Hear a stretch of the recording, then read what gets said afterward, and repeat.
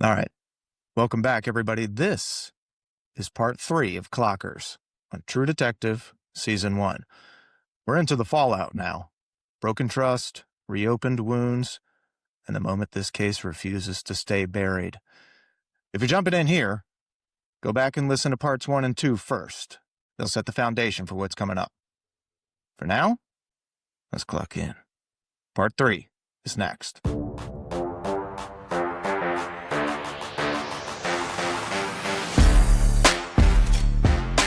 Episode 5. Baby, we are on episode 5. So, episode 4 wraps, and I reflect back on that and I say, I'm in. I was in from the jump street, guys, let's be honest. But that episode was like, okay, this is elevated now beyond a really good show to like, this is fucking awesome. I can't wait to see what the next 4 end up at. And it's no matter what happens, it's going to be good, but can it be great? Well, then there's episode 5. Let's go see. Episode 5, The Secret Fate of All Life. So we get Russ undercover actions that kind of have a fallout. We get to see Reggie Ledoux at work. We get to see Marty's personal life collapse. He has to go and, bother Maggie while she's at the fucking hospital and starts a whole scene there. The partnership fractures pretty irreparably. After this, the case begins to stall. We are kind of removing the illusion that these guys can balance their lives. They're just not capable of that. It starts to show that the obsession that's kind of taken over both of them at this point has a cost. And we are basically breaking up the duo in episode 5. This is the Maggie episode. You know what I mean? This was already in 5? Yeah, this is 5. It's towards the end of 5. But we got to start with... Because they get Ledoux. We got to start with Ledoux. All right, let's go to Ledoux. So let's get to Ledoux. We either Ledoux or we Ledon't. Let's Ledoux it. Do it. Ole do it. CK, take us off. This is my favorite scene in the whole show. Likewise. The way that they are both telling their lie to Gilboa. Mm-hmm. And then telling us the lie, showing us the truth on screen, what really happened. Yes. And I love that Marty blew Ledoux's face off. Yep. Because he deserved it. His first kill. Bro. First time he ever fired his weapon. First It was time, a headshot execution. it was amazing. And you know what? Immediately, Rust sees that and is like, fuck. Goes over, tries to get DeWall. DeWall ends up running into his little white trash security system, blows up. But then, very quickly, Marty's like, I'm sorry. I'm sorry. I didn't know. I just saw those kids. And Russ is like, don't apologize. It's good to finally see you commit to something. Yeah. That's when you start to see the character development. Like, Boom. oh my God, Marty's actually a good dude. That's right. What the fuck? But the thing that this scene kind of, I'm not going to say it was unbelievable or cheesy because I actually liked it, but it made me think, holy shit, was Russ a Green Beret? Because when they're going in there, he's like, they got booby traps all over, you need to follow me. And he's like fucking Mission Impossible going through these. And you see Russ following him, but it's kind of like, what training does this guy have? And then you hear Marty go, this guy could follow a trail like a Native American. Like, Yeah. And you're like, wow. How is he Huckleberry Finn? Like, how is he so good at everything? You ever gone hunting, Marty? Well, there you go. That was 12-point buck year before last. I'm not talking about sitting in a tree stand waiting for something to come to you for gaff bait, whatever the fuck he says. Yeah, and Marty's like, fuck you. Man, you have really figured out a million ways to be an asshole. Yeah. So he said, but it's like, you're forgetting he grew up in Alaska. Yeah. With his Only uh, had a dad. Vietnam vet dad. Correct. It makes sense. No TV up there. The only thing he could do is go outside and do shit. So he kind of figures out, that kind of stuff. He's not military Yeah. that we know of, but that the hunting banter was fantastic. I fucking love that. But that's how he learned. But yeah, he tracks like a freaking fiend, man, and knew exactly what to do and what not to do. And I thought he was so goddamn quick Yeah. to think, take the handcuffs off of him quickly. That was the best Before the- detail. Dude, I Let's just start trust setting. him. Best detail. I'll take care of the rest. You take the kids, you get them out of here, and I will take care of the rest no matter what. You keep them in there for right now. I need a minute. He goes out, takes the gun, because he knew instantly, like that, we got a situation here that if we tell the truth, Mm-hmm. we're going to jail. We're not going to be able to solve this case, or we're going to get booked for doing the right thing, Yeah. which is fucking killing these assholes. Fuck him. Yeah. That's his words exactly were like, I'm sorry. He said, fuck him. Yeah. Yeah, he That did is say what he that. said. He said, fuck him. So it was like, oh, everything about this guy, I might fucking root for him. So he was so quick to think, all right, now it's staging time. And so they staged the scene like this was a big gunfight and they had no choice but to be the heroes and save the day Yeah. and shoot this guy.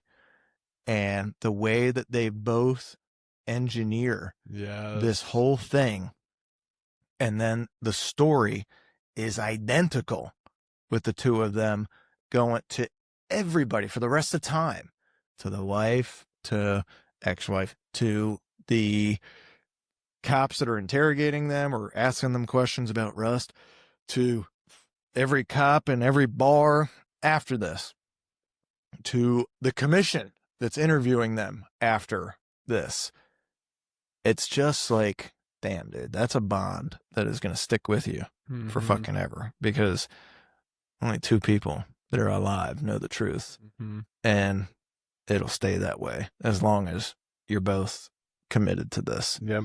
And so this will play later because there is a few callbacks to that moment throughout the rest of this season. But I just thought it was fucking beautiful. But the detail in that scene between the booby traps, between the get the handcuffs off, and between the quick wit and staging the gunfight, and then to be able to get the kids out of there. One of them's dead. One of them's like barely clinging on to life, and them having to explain everything to everybody, bro. And you get to meet Ledoux and how fucking dark and creepy that guy's. Yeah. And you're starting to sense a theme here that there is definitely something beyond. This is just a sick, couple of sick fucks. Mm-hmm. This is something more, This is a cult. because you have DeWall, who we met in the prior episode, who had that creepy deep voice and that big ass swamp feel to him, but he had something beyond just that dumb backwoods demeanor. he was had, smart. I'm smart enough to know that there's more beyond this. And they are true believers in whatever the hell it is that they believe. It's not good, Yeah. but they are true believers. You see that with Ledoux too. And he starts talking, and he has the same deep voice. Mm-hmm. They all do. They all do. They all have the same deep voice, that dark, ominous tone, that feeling, and that they know you. Mm-hmm. even better than you know yourself, and you can pretend that you are whoever you think you are, but I know you. I've seen you before. Time's a flat circle. All that bullshit that Rust sometimes is guilty of displaying whenever he's in the car with these guys, or with Marty just driving and does all that philosophical talk and the monologues and stuff. These guys do it too. Yeah. But Cole's response back to them is, fuck you, shut the fuck up. Yeah. And but it's getting to him. It's It getting is to him. It's getting he's into him like, because- damn, they're It's getting to him. speaking my language. Exactly. Yeah, and he's terrified of the idea that time is a flat circle, that you repeat your life Mm-hmm. over and over, because then he's got to relive the pain of his daughter dying over and over. And these guys want it to be true, and they're doing well. The one guy is the main killer. He's killing people. He's doing these rituals to get out of the cycle. That's what I found out. Oh. His reason for performing these rituals is to break the cycle of the repeating lives and to get beyond that plane into, I don't know what, but some higher existence. He believes that every person is repeating their lives over and over. That's what the time is a flat circle thing. Well, you'll do this again. I saw you in my dream. Yeah. So they believe that, well, at least the one guy, the main killer, Childress, he believes that he can get out of that cycle. I don't know about these other guys. That does make sense, because there is a point where he says to his half sister that he's making flowers with that he said, I'm close. He mentioned something like he's close to ascending Yeah. beyond. And it's like, There's much work to be done, my dear. exactly. Yeah, he dude. turned British. Yeah, we can talk about that when we get to it. When But we get to 8, yeah. we'll get all into this. So, dude, after this, they get a ton of praise at the Force. Marty's a king. Russ is kind of just, whatever. And he then recommends Rust for the Medal of Merit. Rust, they do the interviews, whatever. You get to see them lie about it. It's kind of funny, and their bond, whatever. Then you see Marty go to a bar, and that's when Beth comes in. He gets the T-Mobile phone, He gets which the ends up being T-Mobile his phone downfall. first. Yes. and she's working at T-Mobile. Yes. And then he goes to the bar because he actually controlled himself and was like, I'm not going to do anything. And then he goes to the bar and she walks in and she's like, I'll have a dirty martini, extra dirty. And then starts talking to him. And then they're outside and she convinces him. And then obviously they bang. And when he goes home, he's actually like, he's back with Maggie. And then when he's in the shower, she sees he put his shit in the laundry room, his underwear and all of his stuff. And she's like, what? Oh my God. And then while he's in the shower, he's like, hey, babe, I was thinking we go out tonight, maybe date night. And then she looks through his phone and she's like, sure. After she sees the nude from Beth. Uh-huh. And you're like, oh my God, this guy finally, he was a hero at work. He's back at home. He's a hero at home. Oh my God. But before this, sorry, you get to see him get back in the house because he goes to the roller skate rink with the kids. And that's when Maggie's like, you better not fuck up this time. Yeah. And that was her saying yes. And you just assume they're doing great. And then that's when this whole Beth thing happens. This is after T-Mobile. So T-Mobile, they go to the roller skate rink. He's back.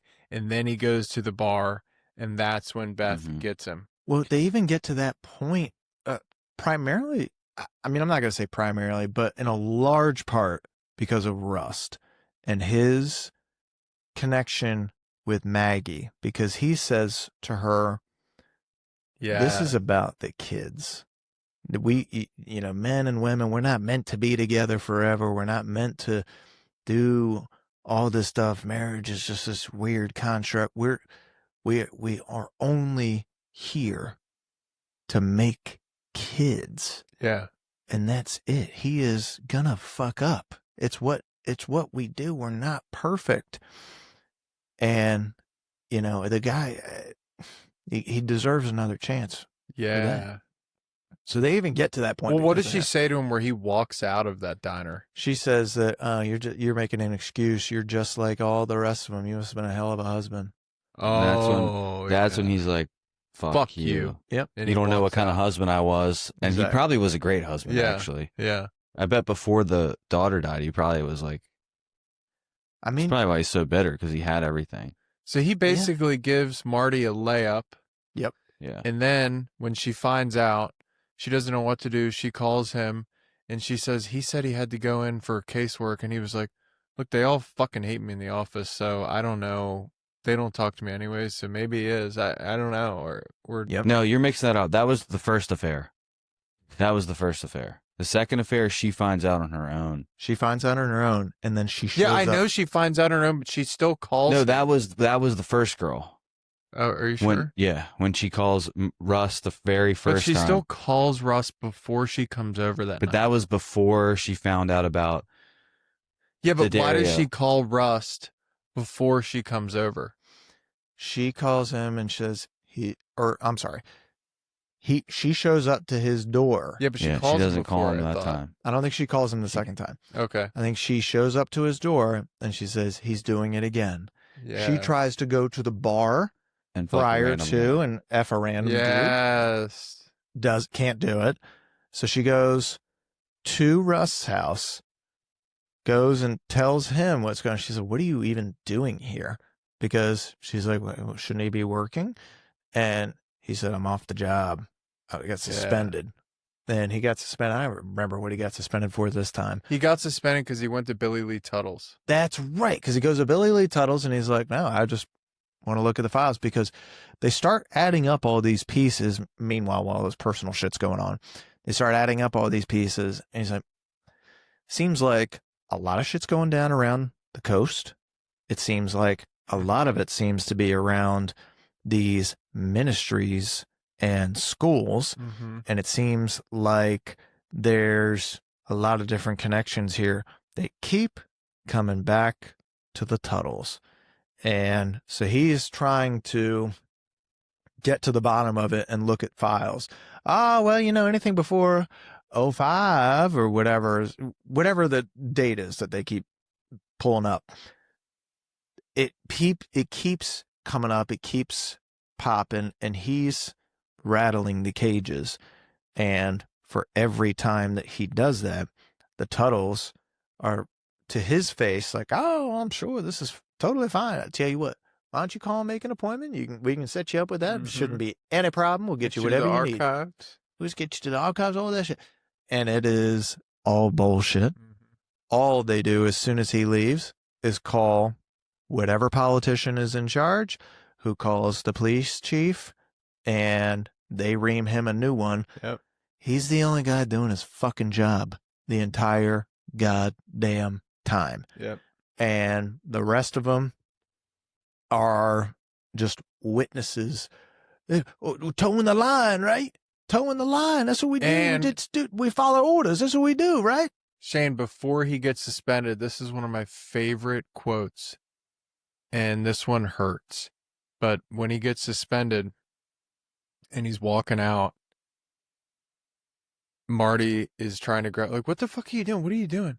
And Rust just like kind of like freaks out on him, like spazzes, and he's like, remember, you're nothing without me. That is true. Because he's told him to go do his fucking paperwork. I think at that point he might have figured out that Marty was cheating Again, yeah. Even though he tells Maggie he didn't know, because Yeah. he's like, you moron. He calls Marty a moron. And it seemed like he knew. He knew. Because he was knew. part of the reason. Well, because he came into the suspension meeting all drunk again. Yeah, he's like, you're doing it again. Yeah, and that's when he said, you're nothing without me, because he got mad because he said, I'm going to go do my fucking paperwork. And that's when Marty was like, what? And like followed him out. And he's like, literally, without me, you're nothing. Yeah. Like, it's for you to do the paperwork, you're finally doing something. I'm out here doing actual work. So you're progressing your whole career through me. Yep. And that's exactly right. Marty is there at this point. The only time that he has been useful was episode 4 and 5, when he didn't have his family. Yep. And he had nothing else but the case. And now that he has something else to latch onto, Beth, who we do meet earlier in the season. She's one of the prosts At the ranch. at the ranch who is not of age. We get to meet her, and Beth has grown up. Beth is lovely. But he keeps going back to these women and Russ calls it out, like, they're just young Maggies. Are you Yeah. fucking dumb? Yeah. Like, what? You have everything you could ever want, and you keep fucking it up. Yep. Also, Maggie is still hot. Yeah. Maggie's she's a She's still smoke young show. Are you Maggie. freaking kidding me? So Marty. Maggie goes over to Rust's. She comes on to him. And he's like, what are you doing? What are you doing here? And she has her way with him. And after it's over, I guess you could call it that. well, he kind of has. chokes her out. Dude, and I love it that it's 20 seconds long. Oh, It's yeah. that. Yeah. And he's just like, It was so animalistic. They show him from the back, and it's like a Discovery Channel. It was. Well, you can tell. I thought about this before I came on. I thought about this, and this is maybe crazy to just put two and two together. But he's so moralistic. I think the reason it was so quick was because I don't think he sits in his apartment and jerks off. No, probably not. I think like this was like, Dude, if you're I'm- surrounded, look at his apartment, dude. It's sparse. There's nothing like- there except papers of dead people all over the place. That's not fucking. he doesn't like this guy. Yeah, it's going to be 2 seconds. Like he hasn't Yeah. done this in years. Yeah, because if you haven't in that long, then Mhm. that temptation would be so much Yep. more. And it kind of explains like that he would do it. Yeah. And he hasn't felt the touch of a woman in Yeah. Yeah, how many years? long 'Cause he time. Dumped that one girl. That's right. That happens, and immediately afterwards, he's like, "The fuck are you doing here?" And she's like, "I'm sorry, Russ. It wasn't you. I just knew that if I did this, he would never let it go. Yeah. This is something he could never live with, Mhm. That And was I her need- divorce. and I needed to hurt him." Yeah. And so that's what she did. I don't know. and I think then- she kind of liked Russ too. a I'm little sure bit. she did, and I'm sure he likes her too. There's definitely feelings there, but it's not like, "Hey, we're gonna get married and have a life together." It's Yeah, not. It's yeah. not like that. I think they have a mutual respect for each other. I think there is attraction there. They're both good-looking people, And then they're friends. and they're friends. But it's more of a, she needed to get back at Marty, and in a way that he could never forgive, and it worked.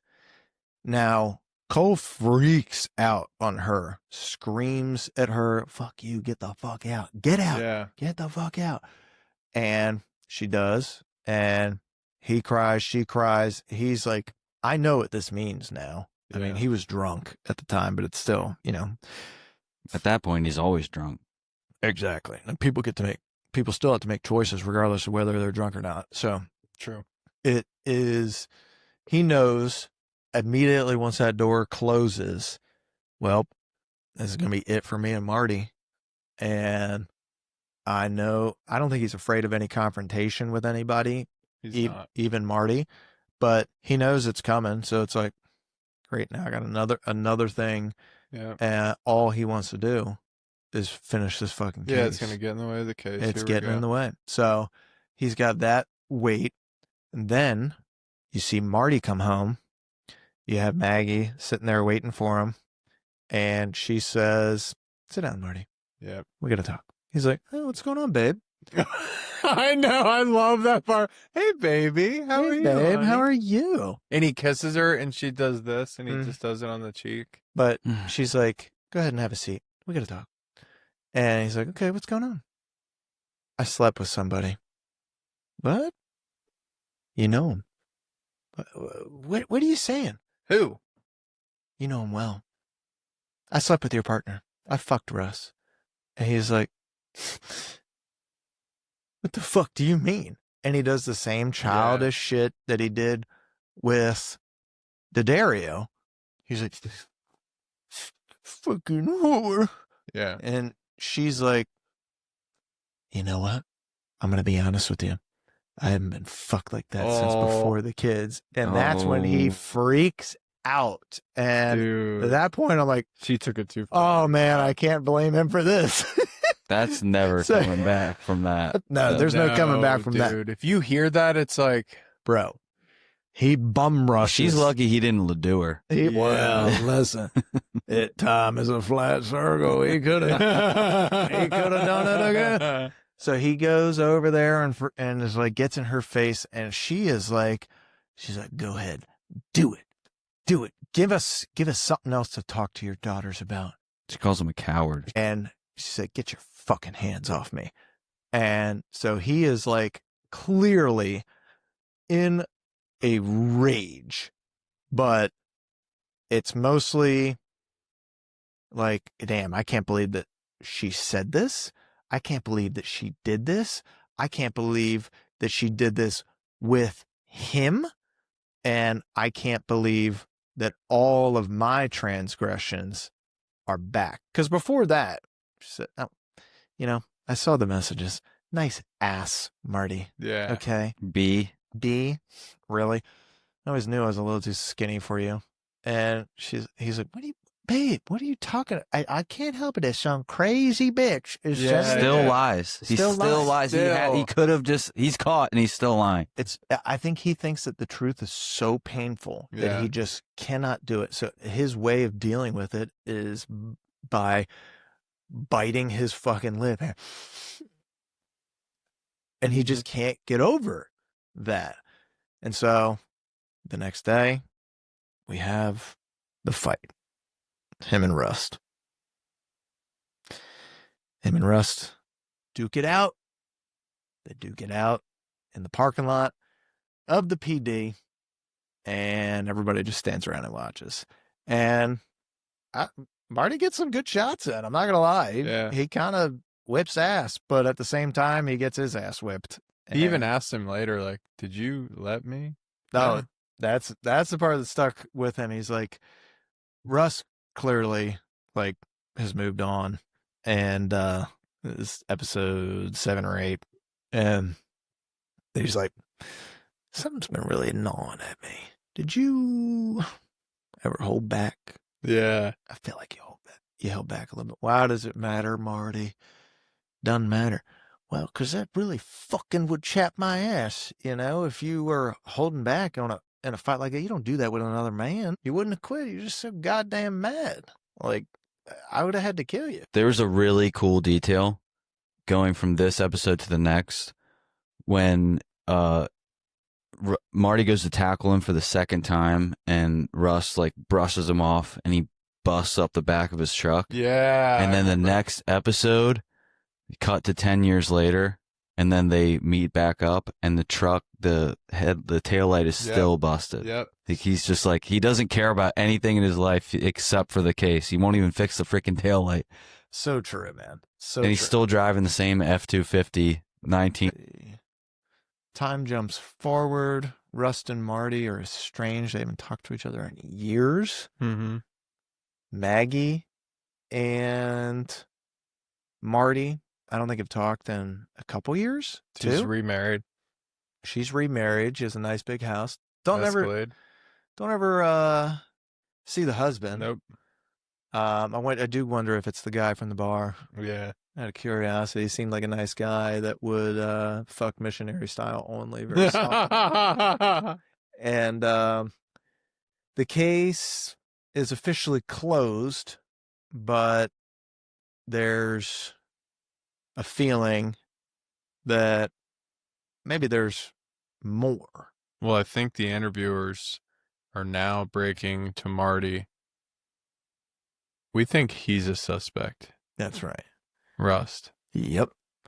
That's what they're doing. And and then they start showing him pictures. So the whole time they've been like gnawing at this Rust thing. They're like, what? Tell us about Cole. We don't really care about the others. Just tell us Yeah. about Cole. We don't care about the case. And he's like, well, what the fuck do you have this hard on for Rust for? Yeah. Okay.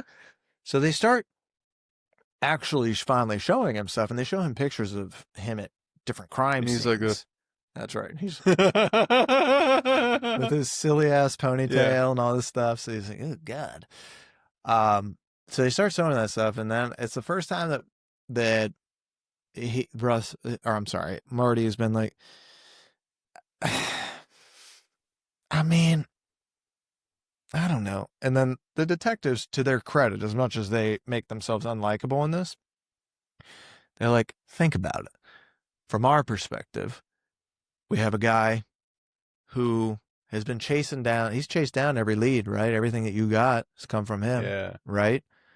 And isn't it funny how, everything lines up exactly the way that he told you it would, and how these things have played out in a manner that kind of fits his story. He's always right. He's always right.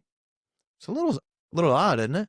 And now we start finding him at these other crime scenes of more murders that are more recent. And then the seed starts getting planted with Marty, like, maybe, I don't know. Yeah, not the Rust I know.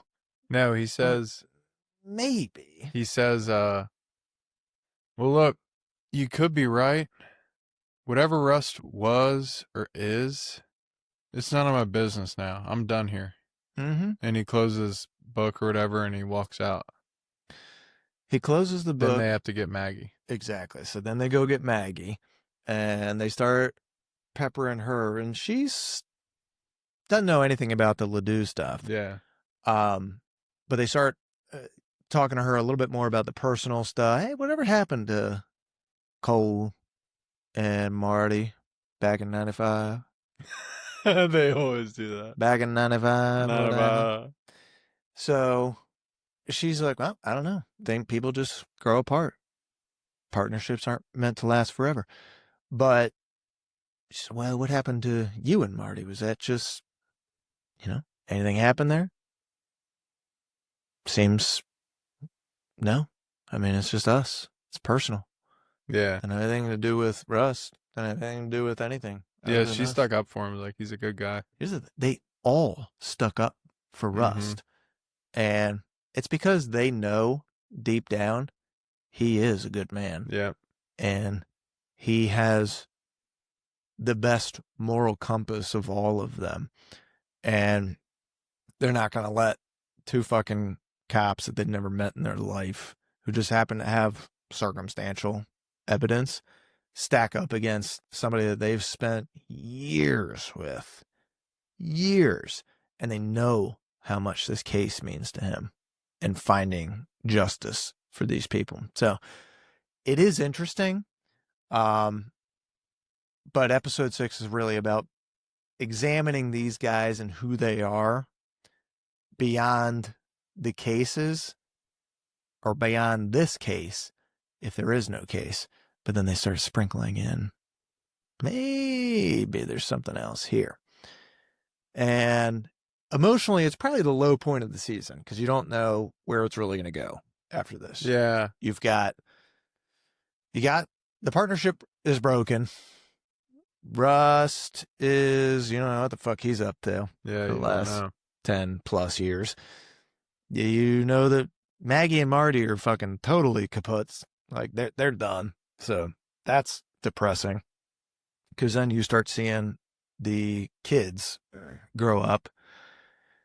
Russ, you don't see much of him, but you see the kids grow up, and you see Marty's oldest, Audrey is all gothed out for a little bit, and then you get to see the interaction with the boys, and Marty having to be the cop dad who beats up the two, I don't know how old they were, 18, 19 maybe? I think they were 19.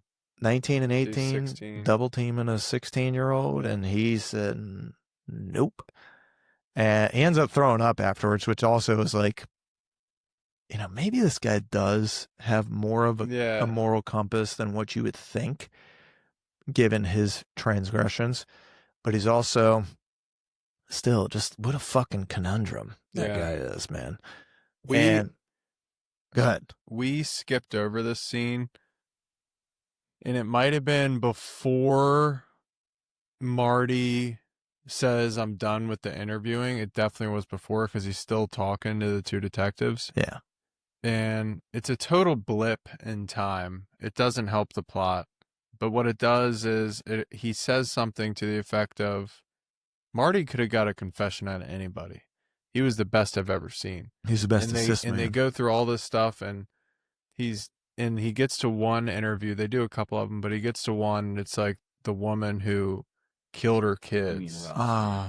Rust. And he's interviewing this lady, and this is like one of my favorite scenes as far as like, oh my God, this show's good. Yeah. Because he was so good at it. He's like, he bonds with every person in there, and until they believe, like, look, this guy is actually like right. Like, I need to just say get it off my chest. Like, he doesn't even seem like a cop. He seems like he's just like me. Like, he's been in the depths of hell. And then after the girl says it, he tells her, well, now you're going to go to jail for the rest of your life. So what I would do is if you can find the time, I would kill yourself. Yeah. And she's This like, prison is "What?" very hard on people that hurt kids. And dude, and she's like, what? And he's like, and leaves. And and he doesn't even like, he doesn't waver or anything. He's just like, if you can find the time, kill yourself. Well, look at it from his perspective too. He lost a daughter to a car accident. And here you have this woman who has 3 healthy, they have health problems, but they're alive, and she murders them. And he would give anything to have his daughter back. So he's like, you deserve it. And he has no remorse for these people, that her or any of the other people he questions. Like, even with Charlie Lang, he's like, y'all think because I showed him those pictures that got Dory killed? And he's like, probably had something to do with it. Yeah. And Marty's like, why would you do that, man? Why would you say that? And he's like, it's funny what you get a hard on for. Yeah. It's like I forget what he says, but it's like, that's the one thing you care about. You can hurt everybody, but the one thing you get a hard on for is this guy. Mm-hmm. Fuck him. And then Marty's like, and Marty had a little connection with that guy because he's like, I mean, you know how it is. You want a wife, but only half the time. And Marty's like, yeah. Marty's in the background like, well, this guy's onto something. He's a little smarter than he looks. Hey, it's true. But that scene was cold in a lot of ways. No pun intended, or maybe. Cold. Yeah. But it shows you that he despises these people more than you probably realize. These people that are capable of evil, and no matter how they try to justify it to themselves, he's just had enough. And throughout the season, with each episode, he gets more sick and tired of being the only person that can see all this shit, or at least acknowledge it publicly. Like, I fucking had it with this place and all of these people and all this corruption and all this shit. You also learn at the very end of 6 that, well, maybe Tuttle, I think, dies in this one, or at least you learn that he died, and you're like, okay. With that scene where you get all these kind of clips of Russ making these assists, so these other police departments will call him in to get confessions out of people, and you see how good he is at it. And it's because he says, it really ain't that hard. I just so calm. Just put myself in their shoes, try to think how they think, and then ask the right questions. And then that's it. They'll just tell on themselves. And while that goes down, he gets pulled in on one assist where the guy's killed somebody on a theft gone wrong. He's getting, trying to get a confession out of him, and he does get it. But the guy says, I know who you are. He's a little scared. It's like, oh yeah, when you read a paper, surprised you can read. Mhm. And then, well, I know that y'all might have got the wrong man for them killings. And he's like, uh-huh.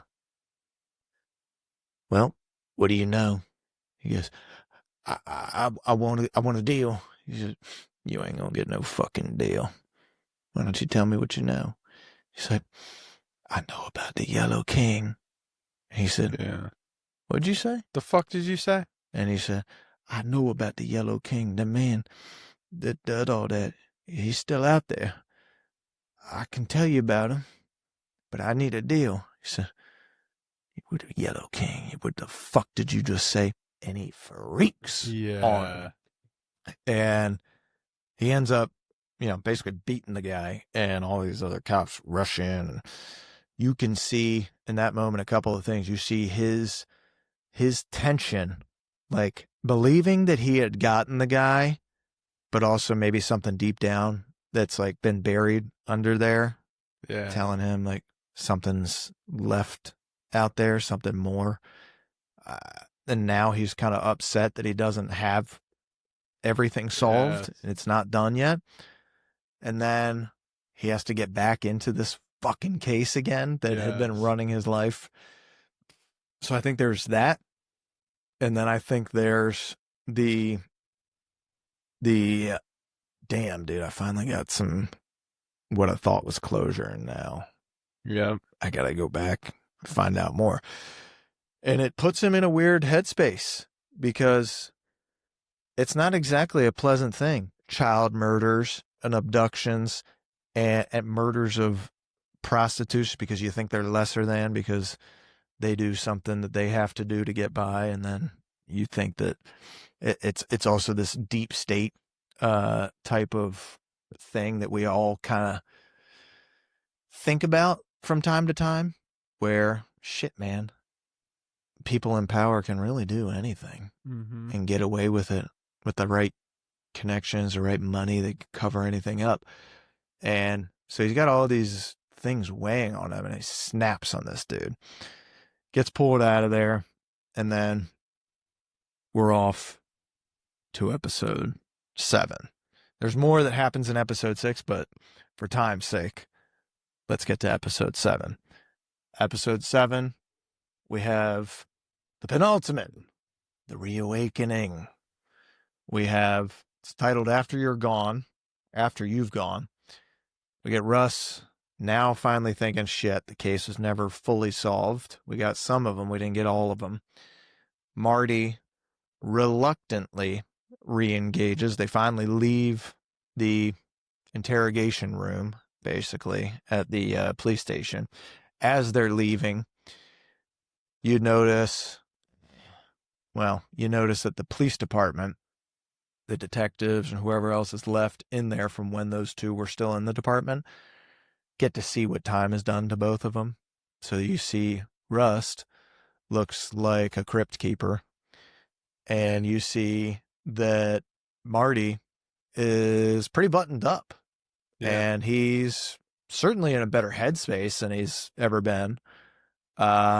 He looks the part. He's got his own investigative firm now, private detective agency.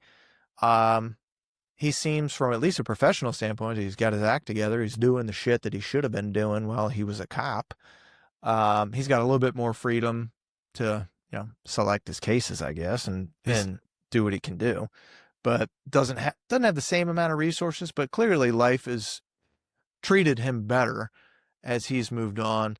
It has not done the same for Rust. You can tell by the hair. You can tell by the weathered eyes. The same truck that's beat to shit that still has the bum taillight. So very interesting dichotomy. But they go to the bar that Rust has been working at. Rust tracks him down. They have a conversation for the first time in years. And CK, you want to take me into that bar? Do you remember that Into scene? the meetup? Yeah. Well, the first, just the Russ pulling him over, almost like a traffic stop for a cop, was funny. He's like, buy you a beer? And he's like, okay. And then doubles back. Actually, why don't you buy me a beer? Looks at Like, the car. such a dick. So funny. Yeah, and then Well, Marty's like, he doesn't want to engage. yeah, But- and then he grabs his gun, which I thought was Yeah, kind of. because he doesn't trust him. Yeah, I but like. nobody. I mean, neither of them for a second. Well, Marty can't really ever think that it's Russ doing the murders, but the two detectives, for some reason, they think Russ. It's because he's different and because he's smart. Well, no, the cops just convinced him he's a killer. That's why. Well, yeah, they kind of Do you think did. Marty kind of believes it a little bit? A little I think bit. he He believes does. it a little. Yeah, I 'Cause mean, it I made think sense. what the story that the cops have laid out is believable enough for him to at least consider it. But I think that He knows that he didn't do the original ones because, he would have been there. yeah, and they got Reggie together. They know Reggie was. Exactly. But did he's it still because a he had the little kids. off. He hasn't seen him in a while. And plus, he looks like that. But they get to the bar, and basically, Russ is just playing catch up. How you been? Mm-hmm. Are you still working there? Why'd you quit? And Marty tells him it was one thing. I couldn't do it anymore. Crackhead put his baby in a microwave to have him dry off after a bath, and I was done after that. And then he asked, "What have you been doing?" He said, "I went back to Alaska for about 10 years. Got tired of it. Came back, started working a bar." And you can tell something brought him back, and it was probably just the case eating at him. But then he basically keeps trying to convince him to do some case with him. And Marty's like, "I'm not doing it." And he goes to leave. And that's when Russ is like, "You owe me," or you owe a debt. you owe a debt. And Marty turns around and he's like, huh? You owe a debt. And then he's in. Yep. And then they go to the storage room. That's right. They go to the storage room and Some K's, some DBs, some. So, dude, this is like, I love this episode because it's a reunion. Mm-hmm. You get them together. They're both the timelines of merged. We're now. back. We're back. We're in present day. You get these two finally back together, and Marty's suspicious still. He still has the other detectives kind of in his head, but he's also like, fuck, God, Russ is such a dick. He literally tells him at the bar, he's like, Russ, let me be super clear with you. If you were drowning, I would throw a fucking barbell on you. Yeah. I would not help. Why do you think that I would want to help you? He's still pissed at Maggie. He's still pissed at all that stuff, all the baggage. And when he gets to the storage room, he's got his hand on his gun. Mm-hmm. He's ready to go. And then Russ turns the light on, and he can see all the casework that's tacked up on the walls, everything. And Russ, as he does, lights his ciggy and is like, what you packing there? He goes, 38. He goes, that'll do it. Okay. Well, better to be prepared, I guess.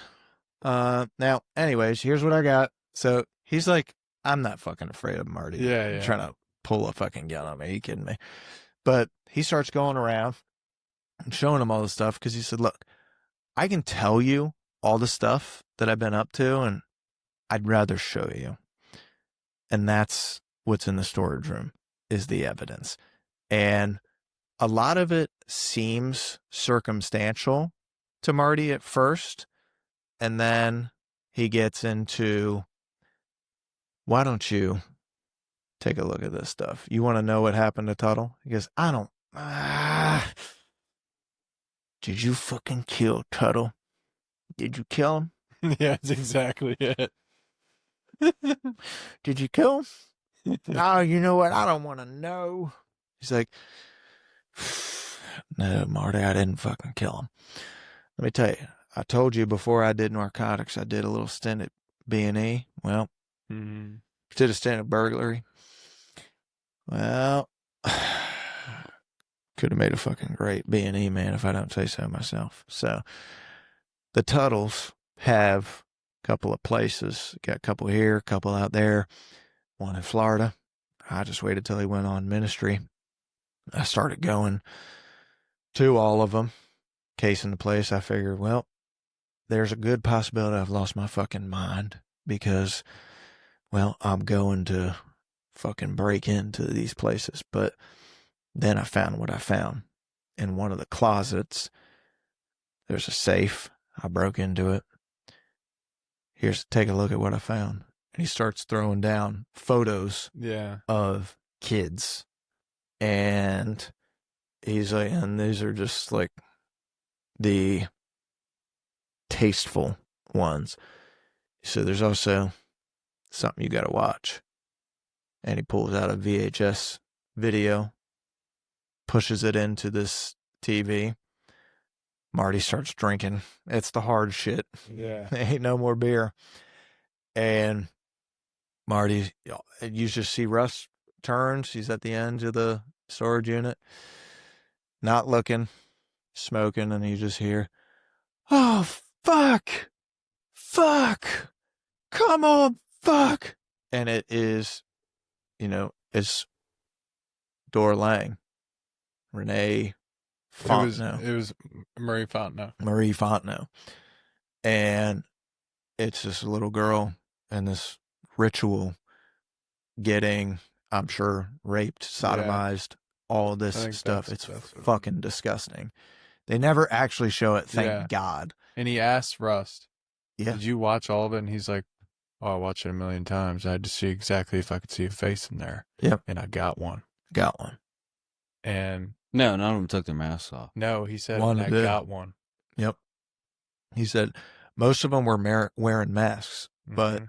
he had to wait to see if any of them took their masks off, and one of them did. Which one? It None of them took was their masks off. some of them did. He said it. Yeah. He said, That's why he said he watched it a bunch of times until somebody took their mask off and I got one. He said 10 years ago, whenever it I was. don't think so. I disagree. I promise you. He says it, and he says, I will not avert my eyes. I did that before. But which one took their mask off? Because they would have known. It was one, it wasn't one of the Tuttles. No, it was Childress. It was It Ted was a Childress. Childress. And then that's why he goes, you need to get into the archives and see if there's anything with his name. And that's when, what's his face? Marty goes into the police department and he makes up a lie how he's going to make documentaries because he's going to go find Ted Childress if he was, and then he comes back to, Says he's going to do true crime novels. and now. then he comes back to Russ and he says, look, I found something. You won't believe this. Garessi was the first guy that was in there, but Childress was working here at the time and he was a sheriff and he overwrote everything he did and Covered said up there the was an Fontenot. error. Yep. So he was involved in this, and Russ is like, fuck, I knew it. And then he said, get the battery kit. And he was like, no. And then tries to tell him, like, we're going to play golf and try to be his buddy. So that's how they get to the Garessi part, because they're looking for the Childress connection. Yeah. Yes. So the Childress is the So one Ted that Childress took off his mask. Correct. So he took off the mask in the video, so he's in there. So Marty is like, shit, well, you got all this already. Like, why do you need me? He's just, I need access. You still have friends at the force. Mm-hmm. Nobody fucking likes Russ. Yeah. Russ. So he said, you still have friends of the force. You have access to systems I don't have access to. And, this is the only way to get these fucking guys. We got to get them now. Because now Marty's like, this is hard evidence. This ain't no bullshit. Yeah, but this is legit. you can't exactly go to the cops with that, because then it's like, all right, well, how'd you get it? Yep. But after he watches the video, he presses him again. He's like, all right, now tell me for real. Did you kill Tuttle? He said, no. I just imagine he killed himself or somebody came to him. Found out once I got the tape. He Found thinks out. somebody had him killed because He got the tape. he was going to get blackmailed with the tapes after they figured it out. Yep, Mhm. exactly. I was going to say about this tape, how do you think they made that just production wise? Because how do you make a fake, I think you have uh, to film it with one of those old cameras. Yeah, no, probably. but I'm talking about how do you do that with a child actor without Well, it doesn't have to severely be a child traumatizing them? But that actor. was a child. Yeah, but you could get even a child. You could still do it because it's not scary if you're producing 10 seconds of film where you're just laying down and somebody's wearing I like a don't tree know. suit. I don't even think that The- they showed that. They- Only thing I No, they They showed the showed- child with her legs. They and shit. show, yeah, like maybe they used a prop for No, the they were legs. spread apart with. They could have used a dummy. They were spread apart with. But the even rope. the part where they're walking her to the altar, like that's really fucked up for a little kid to have to do that as an actor. Yeah, You got to find one and of like those we people said, that it are doesn't have to be actually. a little kid. It could have been a guy with a wig, like That's a true. smaller, like dude, because it was so grainy. There's no way you would be able to tell. You got to get a. They didn't use a kid. That's all I'm gonna say. I don't know. They didn't. It's HBO, No, I mean, there's got to be something against that. There's no way, they would use dude. No it. one's gonna do that. I'm sure they had to be very careful because. Yeah. It was. I will say, this is my favorite episode because everything comes together. Mm-hmm. They develop. They have the evidence now. Now it's time to put the plan into action, and they know we got some of them back in '95, but we didn't get all of them.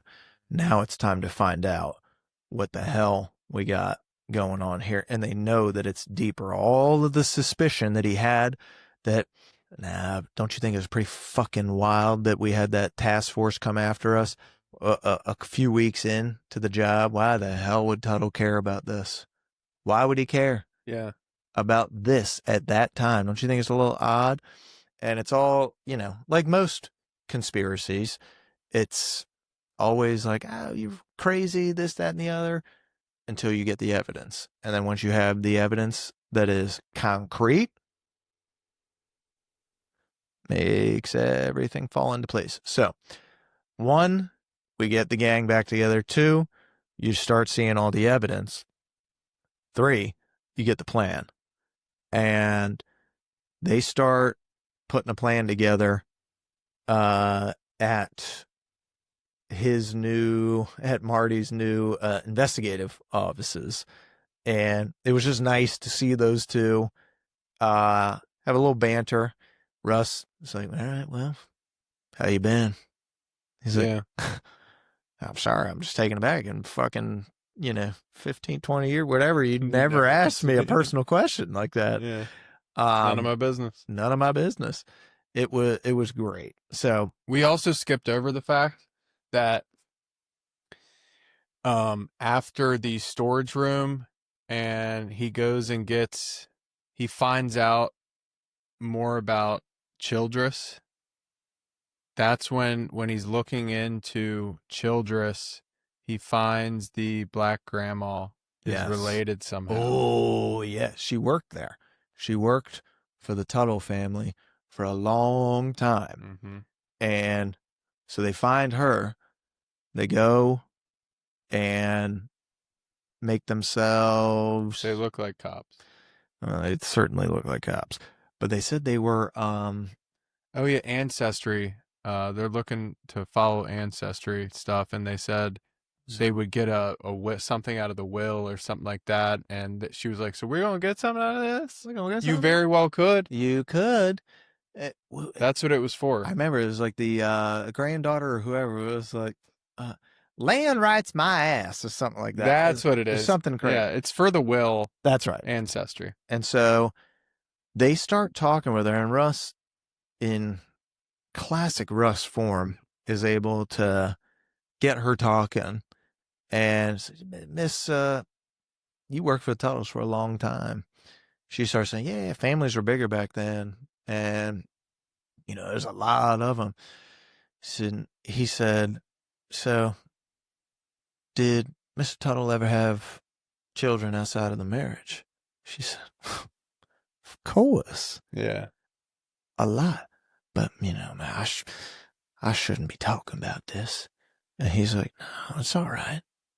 And she said, well, Mr. Tuttle, he only liked them that once. Once they had been, he didn't want them no more. Yeah. Meaning he only wanted virgins. Or this was Mr. Childress, right? Mr. Childress. I don't know if it was Tuttle or Childress, but it's No, this is Childress. This is Childress. She's related Okay. to Childress. Really? I thought she was in the Tuttle Childress family. is a cousin. She of worked the for Tuttles. Sam. That's right. You're Wait, right. or did she work for Sam Tuttle? Sam Childress. Sam Tuttle. Sam Tuttle, Ted Childress. So she worked for Sam Tuttle. And you're right that she did say that about he only wanted them virgins. Only Creepy one of them. motherfucker. But Tuttle creepy. is one of his outside marriages was the Childresses. Yes. And he kept them close. Yes. And and then he said, was there ever a Childress with the scars on the face? Yeah. She said, yeah, I believe that was his grandson. Poor boy, his daddy did that to him. Burned them all up. Yeah. And we're immediately like, okay, what the fuck? And then Russ pulls out the ledger, starts going through his notes, and is like, can I ask you one more thing? You ever seen this before? And shows her The devil nuts. the nets and the spiral. Mhm. And she says, she comes alive. Yeah. You know about Carcosa? Yes. And goes into this whole, it is so creepy. Yeah. And she goes in on it like she's a believer Yeah. in Carcosa, and that death is not the end. Death is not the end. And that's when the granddaughter's like, mineral rights my ass. Yeah. That's what it is. Mineral rights. And so she said, y'all need to go. And then the woman starts coughing. They get out of there. Dude, and then she says, man, she's been crazy as hell. And Russ like, she's not crazy. That should worry you, mister. Yeah, exactly. She ain't crazy at all. So thank God for that lady. Now, that confirmed Childress. Mm-hmm. So then they start looking at That confirmed he's related to the Tuttles and all that. 100%. So there's see, I fucking knew this thing was all network. It was all tied together. I knew it. Then they start looking at the Childresses and what they were doing around those times. And that's when Marty did some fucking cop work, which is incredible because, that's not old Marty. I think that's when he goes into the police force and gets the stuff and finds, oh my God. Well, he gets the files, and the files show, he puts them up against each other and shows the two houses. And he's like, we kept hearing about green ears on a spaghetti man. Now, listen, does this look like a freshly painted house? And that is when they put two and two together that maybe this guy had paint on his ears. Maybe he was a painter because Childress owned a contracting company. There's so much foreshadowing in this show because he says, really early on, the detective's curse? There's that one clue right under your nose the whole time, and Russ has been staring at this house for years, but he never put that together, and he needs Marty. He's a better detective, but Marty, he needed somebody else, a different set of eyes to look at this. He even met the maintenance man at the school. And he might have even figured it out back then, but when he met the maintenance man is when they got the call about Ledoux, so he had to cut it short. Yes. So it's not even really his fault. He just, they're like, we got Ledoux. Let's go. Well, he didn't stand up. And also Gilboa and the other guy met him too, and they just cut him off. It shows how bad. That shows how crazy. incompetent they are. Yep. He's like, oh yeah, my family's been here. Thank you. And they drove off. My family been around here a long time. Yeah. So that's at the very end of episode 7. You get that. Yep. And that's because what were those detectives trying to find? The church that Cole told him about? He said, oh, I think that burned down a long time ago around the hurricanes. Yeah, they're way back in the... Yeah, dude. But what Cole finds out during all of this, and he does this during, you kind of see it like, it might be when they're in the storage room still. So this is like I think this is pre investigation services, Marty's new place. They see, he says, you know what? I went back and looked at some old files from across the state over that time. And especially after the hurricane, and they kept finding reports of these little devil nets all over the place. They just called them stick figures or something. They kept finding them, and there's hundreds of them. Yeah. And he said, so we never did catch that man. He's been having a great year. Yeah. That's what he said. He said the hurricane. He's like, oh man, he had a great year. Yeah.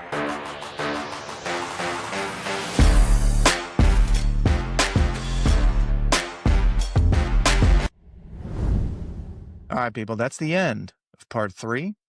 And in part 4, we go all the way. Carcosa, the finale, the verdict, and where this season stands today. So stay tuned. Part 4 is coming up next.